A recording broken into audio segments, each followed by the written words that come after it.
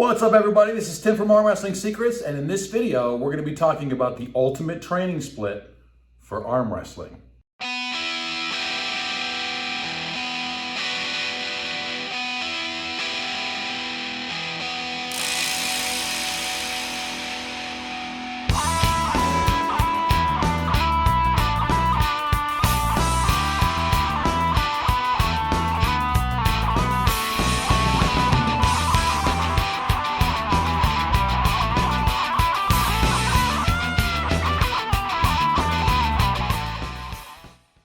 Okay, guys, let's get right into it. Okay, so we're talking about the ultimate training split for arm wrestling. And all that means, for this video, all that means is we're going to look at your strength program, your exercise program through the week. And this video is going to be showing you how to break up all those different exercises, all the different body parts for your strength training, okay? Which is a primary problem that we're all running into as arm wrestlers. We're always overtrained. Like if you're working on your hook, a lot of times if you're working on it Monday, Tuesday, Wednesday, you're going to overtrain these muscles, okay? And they're not actually going to get stronger, okay? And that's what this program is designed to solve, or that's what this training split is designed to solve, okay? So we're going to be looking at it through just a traditional 7-day week, and that's going to make it easier for everyone to follow, okay? And then at the same time, we're going to be working in your rest days too, okay? So it's not, this is a way to work all the muscle groups, all the different, your shoulders, your chest, your upper and low back, your legs, your forearms, your pronation, all the muscles involved with arm wrestling, but also a total conditioning program for your body. And this is the question is, how do you work in all of the different moves and still have time to work all the intricate moves of arm wrestling? And that's what this training split's all about. Okay, so first and foremost, before we take a look at how I have the training split organized, okay, what I want to do is come back for 1 second, and I want you to think about something before I get into this, because this is all designed for how to get your body stronger for arm wrestling and how to split up your body parts. Okay, but you have to do one thing first, okay? Do you identify as an arm wrestler first, okay? So with your exercise program, remember, there's a lot of exercises you can do. There's millions of exercises you could potentially do, okay? But you only have a limited amount of time, okay? And you all know that. I'm just saying that if you want to be a successful arm wrestler, meaning you're like, no, that is my physical goal. I want to be a great arm wrestler.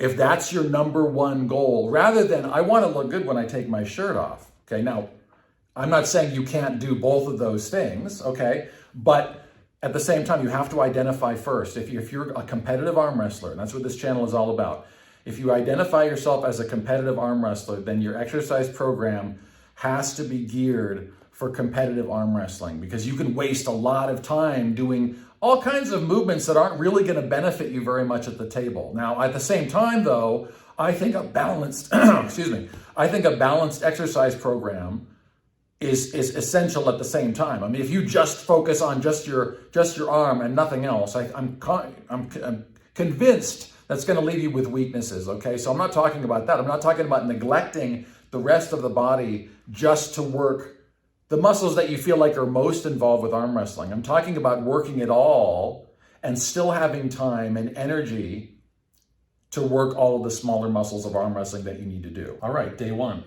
So day one of our 7-day training split is going to be upper body push. We're going to do chest, shoulders, traps, and triceps. And our specialty group is going to be hands. So we have a primary focus for day one. That's going to be our upper body pushing muscles, okay? That's going to be chest, shoulders, your triceps, and then we're having one pulling muscle, okay? Your traps are also going to be worked on day one, okay? I know that's a pulling muscle, but since we're working your hands, that's also going to work your grip quite a bit. So that's why I put traps on day one. And then we also have a specialty focus, okay? So we're splitting up your workouts, as you can see, into a primary focus and a specialty focus, okay? So we're going to spend the first 30 minutes of the workout, we would work chest, shoulders, traps, and triceps, okay? I'm going to work maybe 2 power exercises for chest. I'm going to show you exercises in lots of other videos. In this video, I just wanted to show you how I split things up, okay? So we're going to do maybe 2 power exercises for chest, maybe 2 exercises for shoulders, 2 exercises for triceps, maybe 1 exercises for the traps, okay? All in 30 minutes. so I can spend the other 30 minutes working on all the different exercises I can do for my hands. Day 2 of our 7-day training split, okay, that's going to be our primary focus on this one is going to be our upper body pulling muscles, okay? So we're going to be focusing on the back and the biceps, and then our specialty focus today is going to be our rising strength. We're going to be working on radial deviation.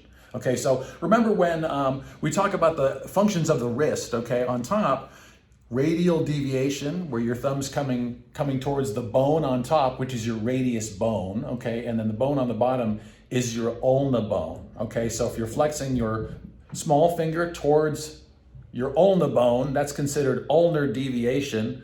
If you're flexing your thumb towards your radius bone, towards your shoulder, okay, that's considered radial deviation. On some prior videos, you might have heard me call that radial flexion. I just wanted to make it easier for people, but the term we're going to be using from now on is radial deviation, and that's going to be our specialty focus for day 2. All right, on day 2, I'm going to be doing maybe 2 power exercises downwards, like maybe some pull-ups, some weighted pull-ups, okay? I might do a couple of rowing exercises where I'm pulling towards myself. I'm going to do 2 or 3 different bicep exercises, okay? And then that's going to leave me the rest of the time to focus on the muscles for my radial deviation, okay? The wrist strength here, we can work all kinds of different exercises that are going to build strength here, and that's our specialty focus on day 2. Let's look at day 3. Day 3 of our 7-day training split, okay? Now our primary focus on day 3 is we're going to focus on the lower half of your body, okay, and the core. So we're going to be focusing on the legs, all the muscles for your legs, the abs and the core muscles, okay? And then our specialty focus of the day is going to be ulnar deviation, okay? So now we're working the other part. Yesterday we worked with the radial deviation, we worked the muscles on the top. Now we're working the bottom. We're working the muscles on the bottom. And when you're securing your hook, okay, things like that, you need this ulnar deviation strength. That's our specialty focus for day 3. Hey guys, same as the first 2 days. We're only gonna spend about 30 to 40 minutes working on the primary focus, which is our legs, core, and ab muscles, okay? We're gonna be working on those for about 30 to 40 minutes. I might do 2 exercises for the upper legs. I might do like a leg press and a squat, okay? I might do some hamstring curls, leg extensions, and maybe some calf raises, all for my legs, okay? Some core and some ab movements, okay? 30, 40 minutes, and then that's gonna leave me about 20 minutes or so to work on my ulnar deviation strength right here on the bottom of the wrist. Let's look at day 4. Okay, day 4, like Thursday, okay? Day 4 of our 7-day training split is gonna be easy to remember because it's rest.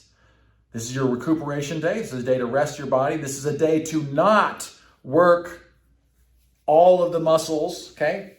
It's a day to let your body rest. Remember, bodybuilding is, when you're going into the gym, you're breaking down your body. That's why you're sore when you come back in, okay? So when you're resting and repairing at home, okay, recovering and eating food, that's when the muscles actually have a chance to get stronger. So we want to provide them that opportunity, okay? So that's what we're doing today.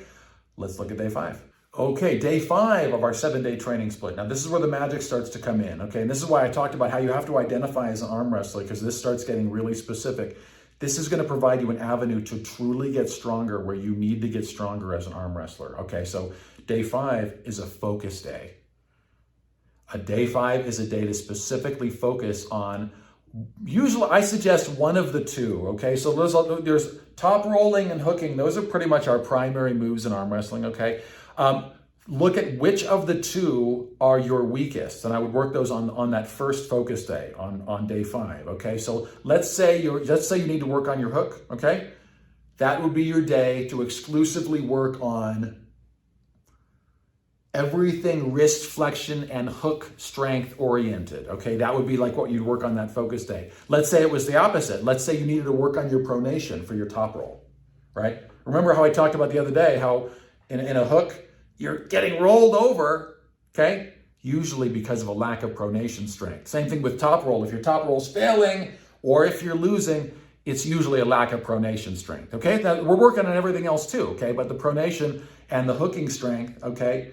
Pick whichever one of those is your weakest on that first focus day. Let's look at day 6. Okay, day 6. Okay, day 6 is our second focus day.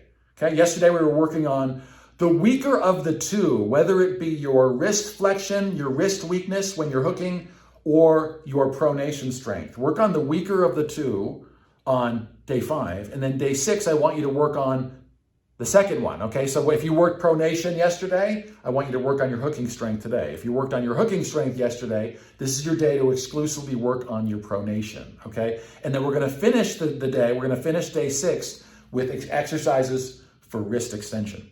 Let's look at day 7. And day 7 of your 7-day training split is rest. We're resting again, okay? If we overdo it and we just hammer away at all of these different muscle groups, they're going to be constantly sore. But if you give them time to repair and you work them in a good, orderly manner and you give them a chance to just recover before you hit them again, you're going to notice a lot of major benefits at the table. Okay, guys, and this video wouldn't be really complete if I didn't talk about how to work in your table training time, because that's another major issue with this. And this is interlinked. It's the same issue as the overtraining. Is, let's say you're working all the muscles for your pronation, or you're working all the muscles for your hook, you're working all the muscles for your rising strength, you're working all the muscles on the lower part of your wrist. And then you go to the training club the same night and you arm wrestle with all those same muscles, okay? Now, here's the issue. You're always going to be sore. You're never going to be able to make those strength gains because you're going to be doing the same thing. You're going to be in a constant state of disrepair. Now, I can just tell you from my experience that there's one or the other. Now, I've made several videos. If you guys have been watching this for a channel, you've heard some of this before, table time or weights. I'm not going to go into a whole thing here, but you have to remember that you have to pick one or the other, okay? If you're going to spend all your time on the table, and remember, that's a workout. That's exercise. That's not like a separate thing. That's very much a workout, okay? But it's not as specific training as you would get, let's say, if you're doing strength training for your hook. You're going to get a lot of other benefits out of specifically strength training so that you can apply it on the table, okay? So you really have to decide right now what you think is going to be better for you. You're probably running into the same issue as most people, where if you're at the table all the time, or you're training once a week or more, okay, and then you're too sore to get the strength training in, okay? Or you're at the table and you're working out, but you're not able to make, and that's kind of your workout, but you're not really able to make the strength gains because you don't have energy left for the gym, okay? So what I wanted to touch on real fast, I think you see where I'm going. If you've been watching the channel for a while, you certainly know how my feelings on this, is that once you know what you're doing, I say try to minimize your table training time, or at least the intensity of your training table time, okay? So you can focus more on the strength areas that you need in order to apply it on the table. I hope that helped you guys. I'll see you guys in the next one.